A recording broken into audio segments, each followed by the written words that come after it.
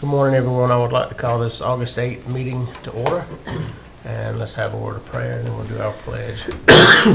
Father, thank you for this day and this time. God, I thank you for the school and what it means to us. God, I just pray that you would give us wisdom this morning. God, as we make decisions for this school, God, help us, lead us, and guide us, and direct us.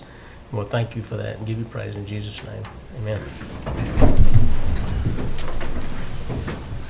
Pledge allegiance to the flag of the United States of America and to the republic for which it stands, one nation, under God, indivisible, with liberty and justice for all.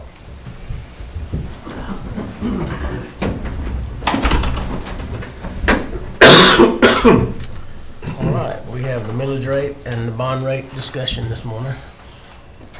I wanted to start with trying to give some background and some knowledge to the community as well as the board, and I know the board has seen this, but it's appropriate, I believe, as we go through all of this to try to explain where we're at and why. First of all, the board members asked me, when was the last time that we increased the millage rate? And I did some research and found that back in 2008, the board voted to increase the millage rate by 2 mills. In 2009, they reduced it by 0.75 mills.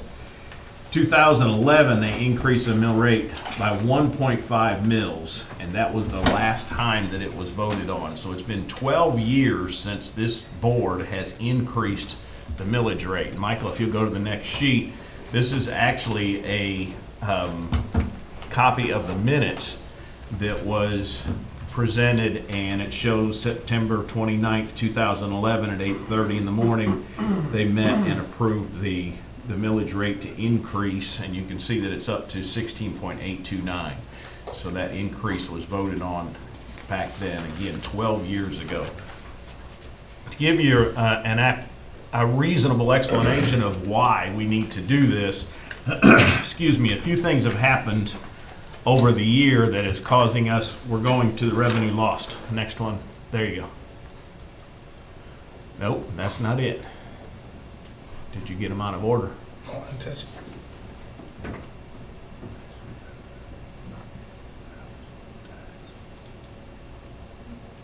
There it is. Now that's gained. I'm looking for revenue lost. The Lincoln County School District lost the Educational Equalization Funding Grant that is valued at, for last year, $1,049,781. This grant received a major revision in its formula in 2013. It used to be based on 75th percentile of the districts receiving the dollars. Since then, and including today, they have recalculated it, and it is a very difficult formula to try and get somebody to pin down, but it was explained to me that they take the top 5 and the bottom 5 and they pull those out. With the remaining 162 districts, then they use the average wealth and award the grant based on the number of districts within a percentage of that average. This is an annual calculation that changes every year, and it's based on the factors contributing to wealth within the districts. Now that is a very vague description, but that's what they gave me and that's what they gave us. I truly believe it's one of those moving targets that they adjust every year based on the wealth of the district. One of the things that contributes to that is the value of the property within that district. If the value of the property goes up, then that value within those districts changes, and that's part of what the State Department looks at. So that is an additional factor that they have to consider.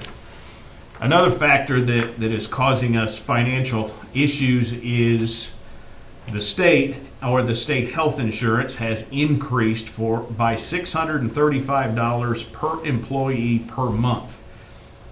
Now this year, for 6 months, which would actually start in January, we have to pay that additional cost. That additional cost, again, is $635 per month per non-certificated. Now, they did the same thing with the certificated, but they funded the certificated piece through QBE dollars. Now, these combined losses are $1,423,161 in loss of revenue. That will realize the $373,380 lost through state health insurance that will start in January, as I said. Next year is going to be even worse. Next year is going to be a full 12 months, and that loss will be $1,796,541 when you combine the two. Now, as our enrollment continues to increase, we will begin to notice some increase in revenue. As that happens, we won't realize it until March FTE count is complete, and it demonstrates that. So it's going to take some time for that revenue increase to balance out. Next one, Michael. This is showing our equalization grant and showing over the past years of when we received it and when we haven't. You can see the equalization grant is like second from the bottom, just above total funding.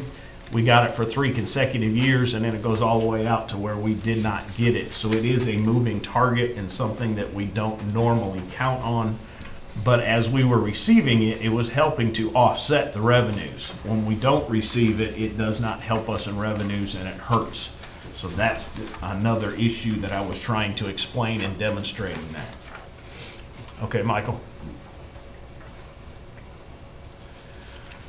Big question that's been asked a number of times is, what about Washington Wilkes? They're right there next to us. They're very, very close, and we, of course, play them in everything. We're compared to them every day. Now, their rate, that's not Washington Wilkes, Michael. The rate that they receive for property taxes is higher than us.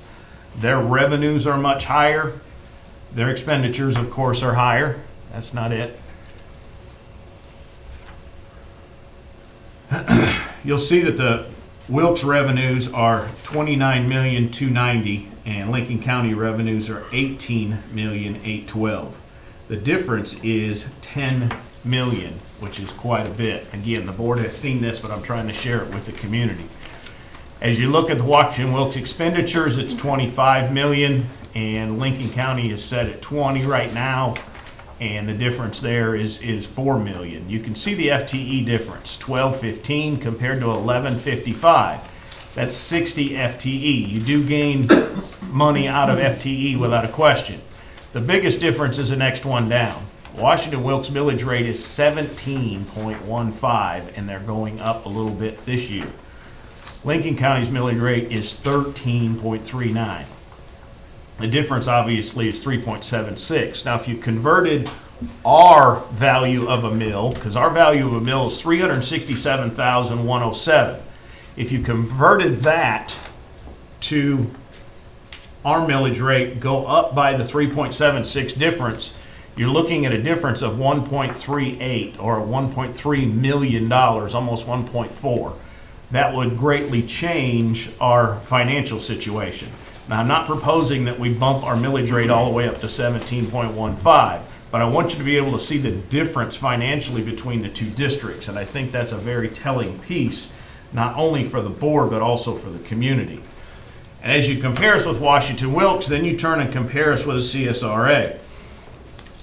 There's a chart that Michael's going to pull up when he finds it. There's a chart that Michael's going to pull up that shows all of the CSRA districts, and it shows 21 and 22. Obviously, we don't have 23.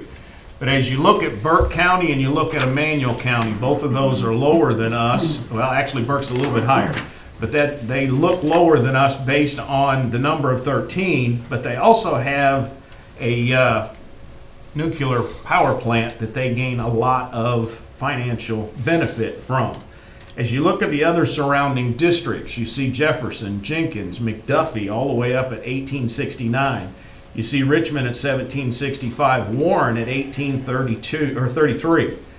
Those districts around us are much higher, and we need to get ours up to where we can balance this and sustain us financially, because currently we are not where it needs to be.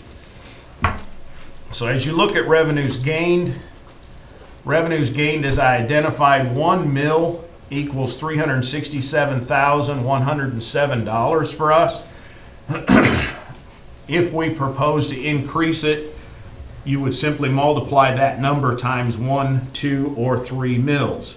Now, again, I'm not proposing to go all the way up to 17, but we do need to bring it up within reason so that we can not only maintain our financial stability, but it gives us a chance to not constantly draw off of off of reserves, which would be depleted in 2 years if we go at the current rate that we're going at. And you can see that the approved budget, Michael, I think that's the next one. The approved budget is representing a $2,324,000 deficit or reduction in our current budget. It's below where it should be, and that amount is what we're talking about trying to get rid of in our budget attempt of increasing the mill rate. If you'll go to the 5-year chart next, Michael.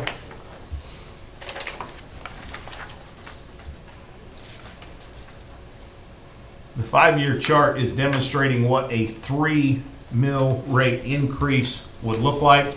That 3 mill rate increase would take us to 16.079. Of course, that's including the rollback. That 16.079 would be a 26% increase. I understand that, but also would keep us to where we need to be financially so that we are not pulling off of our reserves. As you go to the bottom chart, Michael, to demonstrate what that value would be for families holding or owning homes in our community, the first comparison is a $100,000 home, going down to the final one where it's tax results per mill rate.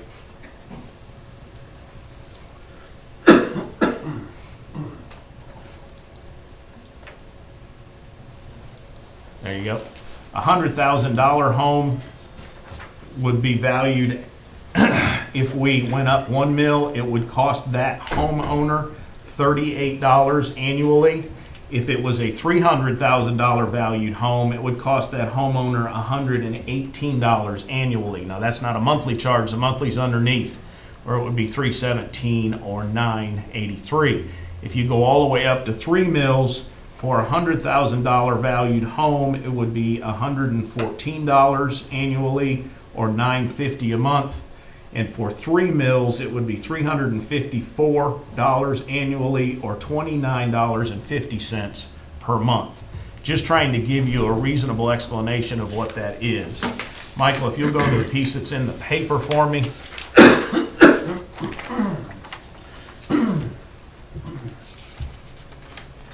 That one. This notice, that's not it.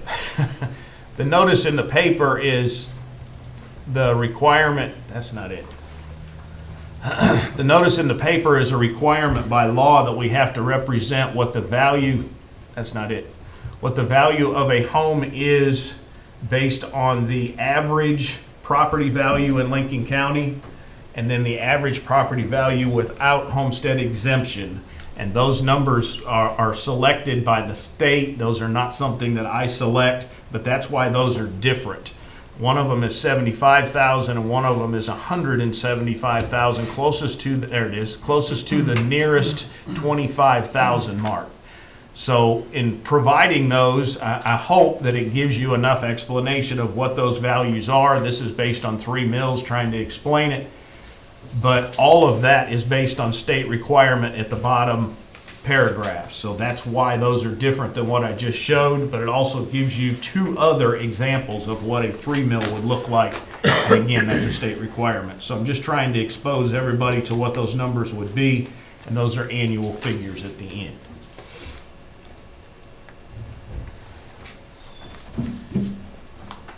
Any questions from the board first?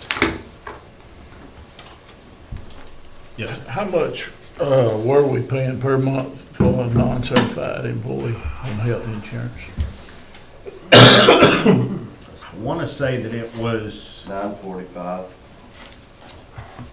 $945. So now we're paying $1,500 a month That's per $1,080. non-certified employee. $1,080. How many is that? I figured it on 98, which was the number we 98. were working on before, 98 employees that are non-certificated.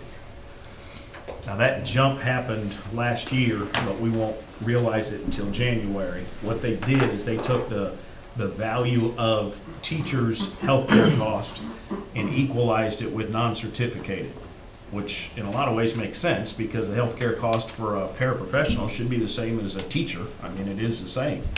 But that's what they finally did, is they equalized it. Unfortunately, they did it all at once, and it was unexpected for us. So they put the teachers in January of last year. They'll put they'll put the non-certificated in January of this year. And again, it was unprecedented. They just did it without letting everybody know it was coming. But it is quite an increase. You're correct, sir.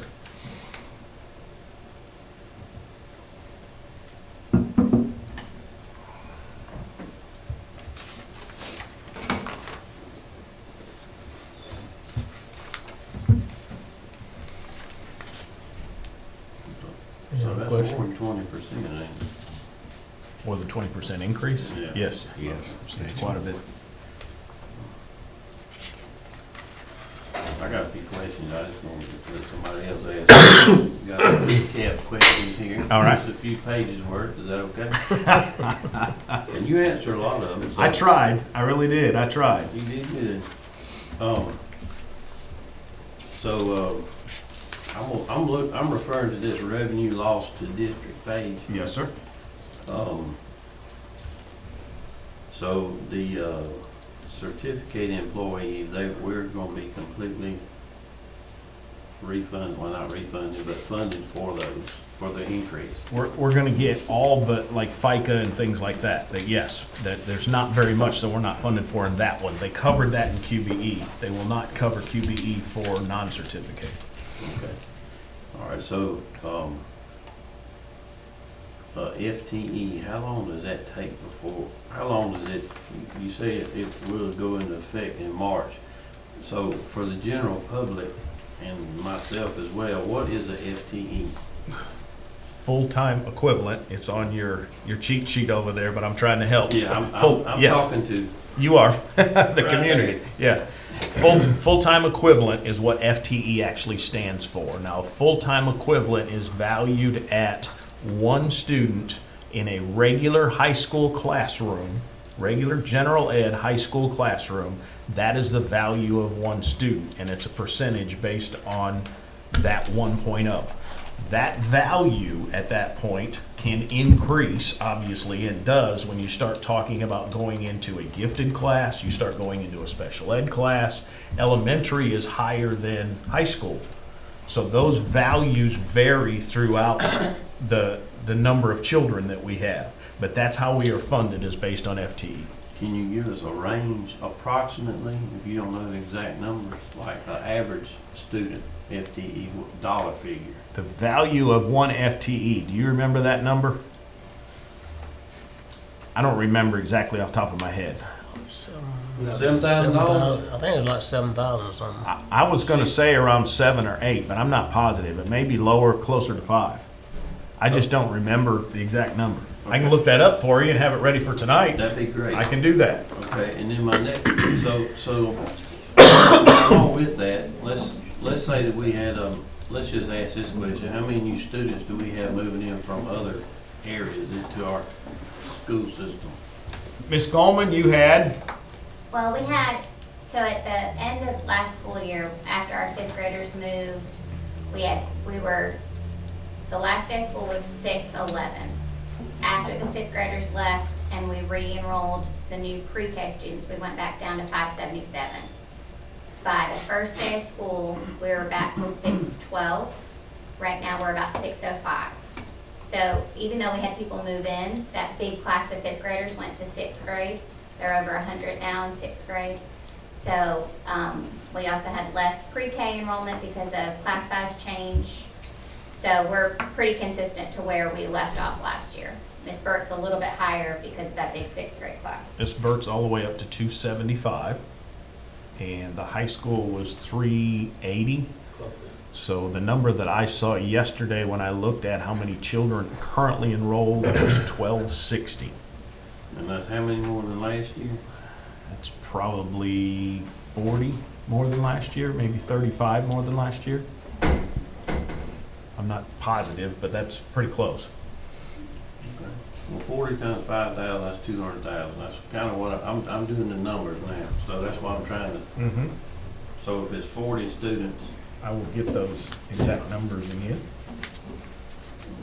In that March FTE, I know they do the count in March. When will we receive the money?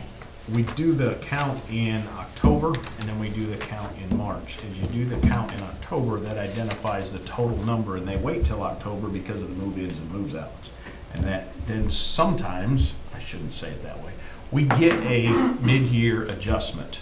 And that mid-year adjustment will reflect if we get a high FTE move-in. If we get a reduction, then you would not receive that until the end of the year, which would be the next school year of FTE. We also have a March count, and they compute those. So they look at October, March, and October of the previous year and give you an average of what all of that FTE is for the next year. So you would receive it the next year before you would actually realize it. So if you waited to do an increase in the mill rate till next year, you would be a year and a half behind in receiving those funds. so Which is why we're talking about it Yeah. now. the quick, short answer to that is that $200,000 that we're paying for this year, we won't receive until when? You wouldn't receive it till the following year's FTE.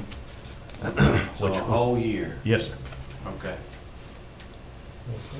Will we get, so, all right, so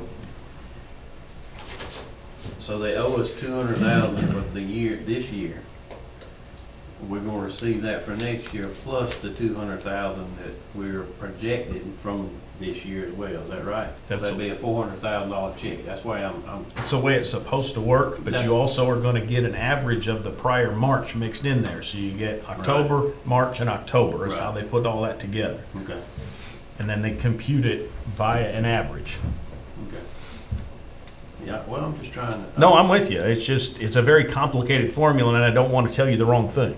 Yeah, well, we need to understand these numbers, it's pretty important today. It is. So, we're paying $635 a month per non-certified employee, correct? That's More. More. No, that's half. It's more. That's on top of. The whole thing is 1580 $1580. is the total price. That's an increase. The That's an increase. 635 is an increase. That's what I'm saying, that the increase to $635 is $76.20 a year. You said 98 employees, that's $746,000. For 12 months, but I figured it as 6 months first because it starts in Okay. January. I got you, okay. So following up with that, we, somewhere in here, you said we got a $2.2 million deficit. That's on the annual budget, yes. 2.3, 2.3 for the M&O. yeah. Yeah. So is there a possibility we can get a simple computation given to us? I mean, because my math comes up with like $500,000, I don't know what it is. I mean, I'm not sure what you're asking for. well, if we're a 2.3 million deficit, Right. and you take off $373,000 for 6 months of benefits, Mhm. and then you take off $1,049,000 of equalization funding, that leaves you $901,000. And if you take off another 6 months of benefits, that's $373,000, that leaves you $527,000. I don't know if I'm not familiar enough with this to understand it, but I'm trying to understand how we lose $1 million 49. and then we have to pay the increase in benefits. That doesn't equal out to 2.3 million. I'm just curious, just trying to understand if the buses, I remember something about we didn't get reimbursed for the buses 1 year. I just want a simple computation to understand. You're trying to understand where that deficit is coming from? Is that the correct? Well, And yeah, it's not exactly adding up, and I understand everything is going up price-wise, but Definitely. does that Did I ask that question kind of simply, I understandable? think I understand where you're going. and I'll- My question, does that number have the 6 months and another year, or is it just the Just the 6 months, Just it's the all- 6 months. It's 2 6 months is what Just it is. So it's basically 1 year, is what it is. Yes. Somehow I come up with 49.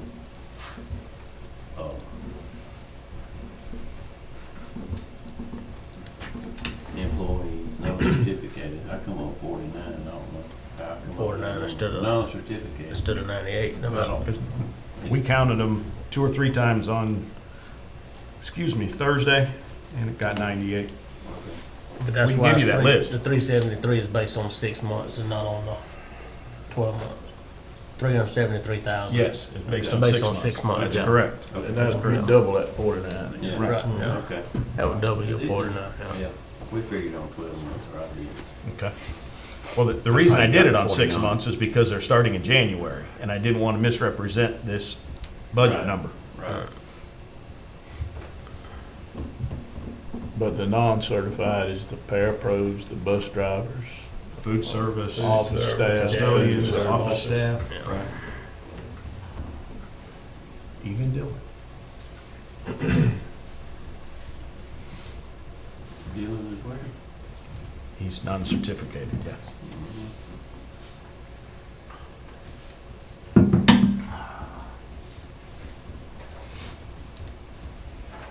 Okay, so I got one more question. All right.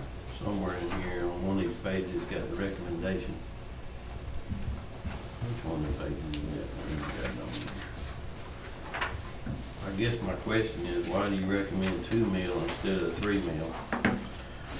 My thought process on 2 mil, and this is a board decision, but I know that we got to start somewhere. My thought process on 2 mil was simply to, A, not try and get it all back at once, and I also see that our enrollment is increasing. So if we start at 2 mils, see our enrollment increase, we can start gaining that the following year and make that up. Now, that does allow us to use our reserves short term, but I also am concerned about exhausting our reserves. So it's kind of a double-edged sword. Do I go with 2 or 3?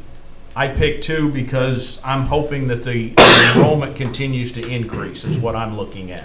But that is a board discussion without a question. Can you provide us with computations as to what the 2 mil plays out and versus the 3 mil? Plays out as far as the value, sure. Well, It's the on- reasoning, the reasoning It's right there. behind, I understand that. I'm talking about in the overall budget. You know, I mean, you're hoping for this or hoping for that, but we gotta look at actual numbers. Mhm. I need to see the actual numbers if we could. So like if you're saying it's gonna be 40 more students, we need to see how that affects the budget overall. In my opinion, that's what I'd like to see. Okay, and I can If that have, makes sense. I can have that value and put it together this afternoon for you. You know, so, we're at 2.3 mil deficit right now. 2.3 million, yes. Yeah, 2.3 million deficit, and if, what the effect of a 2 mil Increase would increase do. is overall versus a 3 mil increase Mhm. overall. And play it in a couple of years. So basically, the 2 is gonna make us pull from some reserves, is what we're looking. That's Possibly correct. if we go to the And 3, how much is the that? reserves would still stay probably the same and we would balance out. Right, we would have More less. than likely. We would have a And lot then you less. still have your reserves You would still have the in case reserves. something you were to have. And that's always a fear, is you don't know what we need those reserves for. And the state identifies 10 to 15% that you should always have in reserves. And if you don't, then they start giving you a finding and identifying that you're not taking care of your funds correctly. If you're over that, say at 20%, which has happened here before, then you get a statement that says you have too much in reserve, but it's not a negative. So their thought process is 10 to 15% in case something goes wrong, whether it's a major air conditioner, whether you have a major fire, whatever it is, you need a little bit in reserve. And that's part of what they're identifying. Now, again, I picked 2 because I'm conservative and I'm concerned about going too high, but I understand as you look at the finances, 734,000 does not eliminate the 2 million. So. And the chances on us getting that equalization back is, you can't say, I but can't. obviously, the It's county is progressing, we have more people coming here, more people moving in, buying property, building. And our property values continue to go up. And Kenny has a stated to that, our tax assessor, right? Correct, yes. So, we're not likely. It doesn't look like we're gonna get that back. There's no way to project that, but it's That's not correct. likely. Well, my question is also, is there somebody that can tell us, and I don't know if you know, or if there's somebody that can answer the question for us, as far as once we, just say we increased our millage rate 2 mils. I read somewhere that affects your equalization. Now, is that a possibility that if we raise 2 mils and got our millage rate up to 15, next year, is it a possibility that we'll get the equalization money back? It's Do a you know anything about possibility. that? I'm gonna call it a rumor because I can get nobody substantiate this statement. I have heard rumors from other superintendents that if it's not above 14, you won't get equalization. But no one at the State Department, in the Finance Department that does this will tell me that that's true. They also won't tell you the exact formula either, so I don't know what to believe. But I have been told by other superintendents, if it's not at 14 or above, you can't get equalization. I don't know how true that is. Do you know if our our dollar figure in reserves is part of the formula for the equalization funding? It's not supposed to be, no. Not supposed. Not supposed Okay. to be, no. All right. All right, one more thing. I'm like Chris, with the insurance increase and the loss of equalization fund, that's about 1.7. Why are we over 2 deficit? Where's Where's the other money where- from? where's Show us this? from that. I will bring that number to Okay. that. All right. And the- That's something and that we get to do this afternoon. Unless you know that number off the top of your head. I wouldn't expect you to, but you might. It's so many moving variables. I understand. I mean, we're just looking at the big ticket items. here, Sure. Right? It's just like 5 or 6 line items that's gonna equal to 2.3 million. That's it. Well, and part of that obviously was the increase in non-certs and certs, but the certs was covered in regards to the governor's money, but the governor does not cover non-certs for the salary increase. Some of them he covered, some of them he did not. You remember in the conversation we had during the budget time, he put 5.1% in for food service workers. Well, 5.1% doesn't really equate to the same increase as everybody else. Well, why should they get less? So we covered them with whatever that amount was. And again, the custodians, they took out at one point and then turned around and put back. They put back 1 as opposed to 2. All of those little factors are in there, and I think that's what Dylan's talking about. But I'll try and get a more definitive for you this afternoon. Do we know right off the top of your head what our revenues versus expenditures were last year? I mean, I know we're estimating for the 24 school year, 21,260,000. How did we come in last year's in relation to what we estimated? I mean, did we come in at the number that we estimated to spend last year, or was we under spent that? somewhere, and as you remember, you've been on the board long enough to remember, when Kay Buffer did it for years, I finally figured out through a number of years that Kay Buffer's budgeting style allowed us about $750,000 that was not spent, to where she only budgeted 96% of the revenues, and then she over budgeted the expenditures, Right. so that we had about 750,000 in the reserve of the budget that was not counted for. And that was my question. Right. How did we look last year? Based on, just say last year we estimated that we were gonna spend 21 million and we only spent 19 million, or we only spent 20 million. Correct. You know, what did we look like last year and how will that compare to this year? And remember, Taylor did this budget, and I don't know how Taylor budgeted because we don't have years of experience with her like Right. we did with Kay. So I can go back and get that number. But we ought to have a number to show Right. what we spent versus what we budgeted the last year. I don't know our actual, income versus expenses numbers, but I know our if you'll scroll down a little bit. That fund balance, July 1, 2022, 2.26 on the left. Well, the June 30, 2.649, we're at about 3.3 right now. So we are 600K higher than we projected. So that's probably gonna be close to what it is. Yeah. No. So we'll probably come in under what we budgeted for last year that much probably then. Which is what we're Which trying to do. would be a benefit to us. Absolutely. And again, that's part of what we try to do every time we budget, but it doesn't always work that way, but we try. And with K, I was used to doing it for 750,000. And I guess, my thoughts on the mills is if we increase the 2 mills, just say we increase the 2 mills this year to try to help us get us back up closer, it's definitely not gonna get us back there, and see what happens in another year. Do we get equalization money again? What kind of increase do we get in taxes again next year? Because I know we got an increase in property tax this year. It wasn't a great amount, but it was definitely some. And so if we increase the 2 mills, got the equalization money again next year, we would be okay. But in the event that we don't, then we may having to increase another mill in another year. If is a big word. It's true.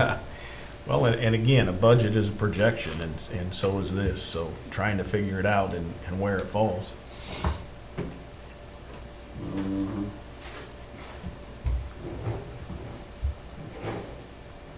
Any questions from any of you guys? Oh, the audience? Mm-hmm. I appreciate all of you taking the time to really consider the millage rate increase. As a recent retiree, now looking at Social Security benefits as an income, I appreciate your thoughtfulness in it.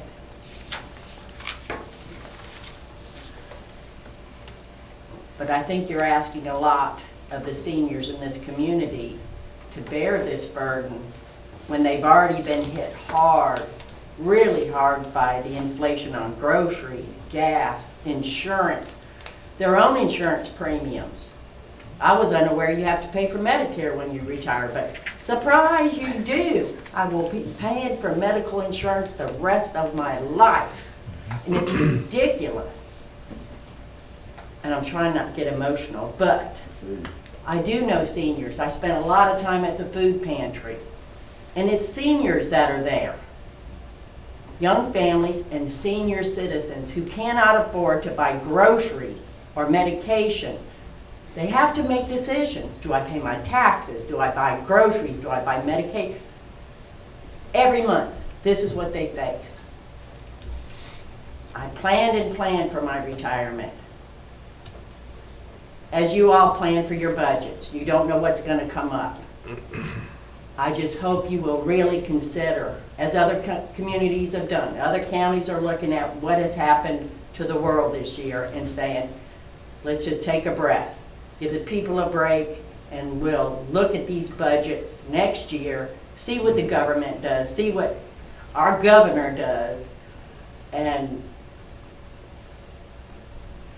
I know you want to get to where everybody else is, but we're not like everybody else. This is Lincoln County. We don't see the growth other places see as quick as other places see. We don't have the increased revenue from Walmarts and all these big stores that contribute to their budget. It's just us. It's just the taxpayers. And I would hope that you would, and I know you are, consider, we're not there yet. And this community can't afford a 3 mil increase. I would ask that you would slow down just a little bit and use the reserve fund. You have a year to figure it out. And if you have to hit us, then you have to hit us. Thank you. Thank you. Thank you. Yes, sir. Yeah, Mr. Chairman, first of all, thanks for the opportunity to speak. I know it's unusual. I don't know where to start. I don't want to spend much time, but I spent 18 years in Washington, D.C. And one of the things that pains me more than anything is tax and spend. So I would ask if, I don't know how much time we have to before you vote on the budget. When do you vote on the budget, Mr. Chairman? August 22nd. August 22nd. So having spent 18 years in DC and just watch politicians, and you all are politicians, tax our people across the country and spend money and then end up wasting money in other areas. Mr. Chair, do you have the time, I guess, to look at each budget item thoroughly? I mean, not across, not just non-certified employees, insurance. That would be easy to, we can target that and say that's why we went up. Look at, I think you also mentioned the grant that was not received. But Mr. Chairman, do you have time to look at every single budget item in your budget to see if there's anywhere we can cut those services? I understand automatic. The state mandated automatic payment of salaries. I got that. I also have the advantage of having been on the tax assessors board and chairman of the tax assessors, so I kind of understand the whole process. So if you will, Mr. Chairman, if you consider looking at each item, looking for cuts. I'm also on Social Security. I'm a military retiree.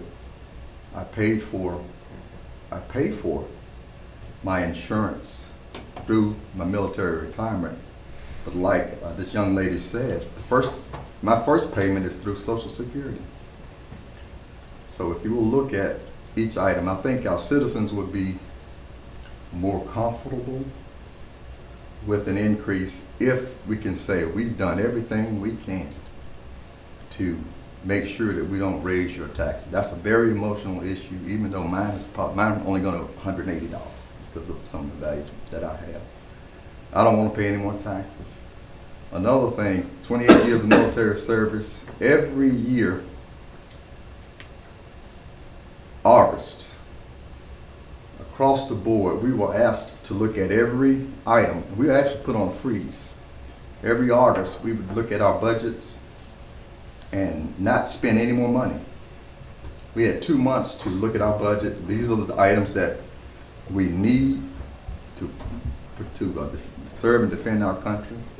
These are the items that we would like to have, and can we do without them? So for 2 months every year, we were on a freeze, and we couldn't spend money. And then at the end of the beginning of the year, in October, when we got money from the Congress, then we would spend a lot of money. So I guess the long statement is that I asked Mr. Chairman that you would look at your budget, look at every single item, and then when you come back to your citizens and you actually go to a 3% increase, if you want to balance it, just like the state does. Don't play with it. Then next year, if you don't need that much money, go back. But balance your budget. But balance it only after you've looked at every item. Thanks for your time, and I'm going to sit down before I get upset because nobody wants to pay more tax. Totally understand. Yes, sir. But just make sure that your approach is a very scientific one, not across the board. Say, if we need this much money, so it's easy to go 3% to balance it, but come back to us and say, we have looked at every single item. We had looked, and I don't want to talk about contracts. When I was on the board, first of all, I was on the board, for those that don't know, I served on the board. And when I got on the board, we were furloughing employees 9 days. We had 5 votes.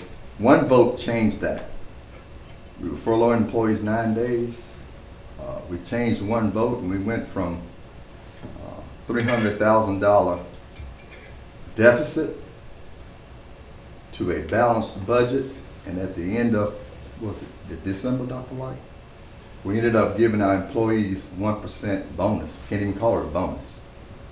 But just by moving, students from that old school to over here. So look at things like that. I appreciate the time to talk because I'm glad we didn't have public participation because I got a chance to talk more than I'm supposed to talk. But just please, please, please, please look at every single item. And I'd be comfortable with balancing the budget. I mean, my thing is, let's do it like the state does it. If you're gonna increase, I know people are gonna hate me for it, but I'm a Mason. I've been hated all my life. So it doesn't bother me to say this. Balance your budget. Don't just nickel and dime us. Go ahead and balance it. Then the next year, if you need to go back. But do that only after you've looked at every single item, and then I'll be comfortable. Thanks for your time. Thank you. Jamie, I have one more thing. That light for this afternoon, can you get us a percentage of what money that the state mandates we pay, like teacher salary? Well, then we don't have any choice. I know it's in the 80 percentile. It may be close to 90. Employee value, or employee cost of the budget is 83%. 83%. And that portion of it we can't touch unless Yeah, we start that cutting doesn't count the utility bills and all. Yeah, that's kind of what I'd like to see. How much do we actually have control over. have control So over? the only control you would have more of that is he said with furloughs or either eliminating positions. That's which correct. is not what we want to do either. Definitely not, especially when we're doing well with our children and That's educating correct. them well. But I think it'd be good for the public to know that. Okay. It's surprising to me that we've gone 12 years and not had an increase of the way everything has increased. Would we have gone that long? But the property values have gone up, so. Well, that's it, now Yeah. you look at land in Lincoln County and what used to be $2,000, $2,500 an acre is now $6,000 an acre. If you try to purchase anything now, and so I've looked at a lot of that, and it's been a major increase in some of that stuff. Well, and as you and I talked, there was a house for sale for $250,000 that just sold for $850,000. Same house. Right. Shockingly different. And I looked at I know we had the $100,000 house and the $300,000 house. I went back and did numbers on 200 because to me that's really more accurate per se in the county. $200,000 house is probably more of an average, and 2 meals would be $13 a month, $156 a year. 3 meals for $200,000 house would be $20 a month or $240 a year. Because I think the 200 is probably more average house in the county. Yeah, according to the state requirement, it's 175. So yeah, you're right there. 200.